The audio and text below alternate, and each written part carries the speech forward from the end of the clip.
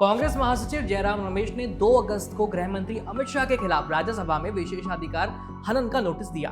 जयराम रमेश का कहना है कि वायनाड भूस्खलन हादसे के बारे में अमित शाह ने सदन में और देश को गुमराह किया है, वहां पर झूठ बोलकर। जयराम रमेश का कहना है कि अमित शाह ने पूर्व चेतावनी को लेकर जो दावे किए हैं राज्यसभा में वो झूठे हैं। दरअसल बुधवार 31 जुलाई को राज्यसभा में वायनाड भूस्खलन पर चर्चा के दौरान अमित शाह ने कहा था कि अगर केरल सरकार उनकी यानी केंद्र सरकार की चेतावनी मान लेती तो वायनाड में नुकसान को कम किया जा सकता था। उन्होंने दावा किया कि केंद्र सरकार ने घटना से 7 दिन पहले केरल सरकार को भूस्खलन की आशंका और जनता के जान के जोखिम से जुड़ी चेतावनी भेजी थी। फिर 24, 25 और 26 जुलाई को भी चेतावनी भेजी गई थी। पहले आप गृह मंत्री अमित शाह का ये बयान सुनिए। 23 जुलाई को केरल सरकार को अर्ली वार्निंग भारत सरकार की ओर से दी गई थी।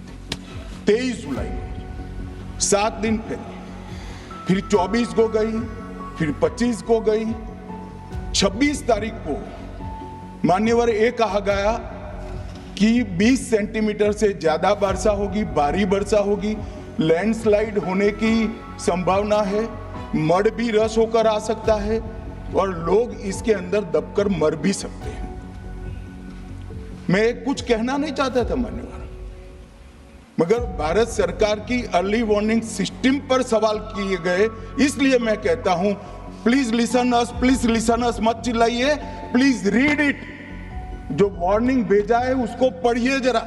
7 दिन पहले हर राज्य को सूचना भेजी जाती है और वो सूचना साइट पर सबके लिए भी उपलब्ध है, माननीय सांसदों के लिए भी उपलब्ध है। गृह मंत्री के बयान के जवाब में कांग्रेस महासचिव ने मीडिया के फैक्ट चेक का हवाला दिया और अपने नोटिस में लिखा है कि ये दावे झूठे हैं। और जयराम रमेश ने कहा यह साफ है कि केंद्रीय गृह मंत्री ने अपने बयान में राज्यसभा को गुमराह किया है, उनके दावे झूठे साबित हुए हैं। ये अच्छी तरह से स्थापित है कि किसी मंत्री या सदस्य द्वारा सदन को गुमराह करना विशेष अधिकार का उल्लंघन और सदन की अवमानना है। जयराम रमेश से पहले केरल के मुख्यमंत्री पिनरई विजयन ने भी गृह मंत्री के बयान को झूठा बताया था। मुख्यमंत्री ने साफ कहा था कि मौसम विभाग यानी IMD ने भूस्खलन से पहले जिले के लिए केवल ऑरेंज अलर्ट जारी किया था।